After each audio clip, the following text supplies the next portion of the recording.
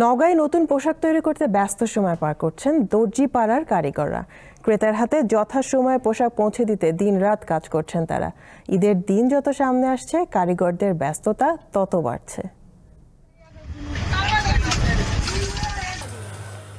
নওগাঁর প্রতিটি দর্জি দোকানে কর্মীদের এমন ব্যস্ততা চোখে পড়ছে। ঈদে নতুন জামা তৈরির জন্য এলাকাবাসী তাদের পছন্দের টেইলার্সে আগে থেকেই অর্ডার দিয়ে রেখেছেন।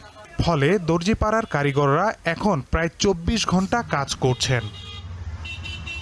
গত বছর এইবার পাঞ্জাবির কাজটা বেশি, শার্ট প্যান্টও আছে। পাঞ্জাবিটা যেন ঈদে গায়ে দিতে পারি, পরে আসলে যদি ডেলিভারি না পাই এই জন্য তাড়াতাড়ি আসি, কাজে অনেক ভিড়।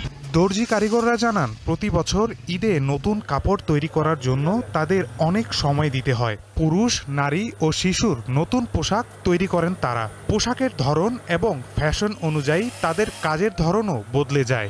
কারিগর অনেক পেরেশানি করতেছে কাজ করতে, রাত 2টা-2:30টা পর্যন্ত কাজ করতে হচ্ছে আমাদের। ঈদ উল ফিতর আসতে আর কিছুদিন বাকি, তাই ক্রেতাদের সব অর্ডার শেষ করার চেষ্টা করছেন দর্জি কারিগররা। দীপ্ত, বার্তা কক্ষ।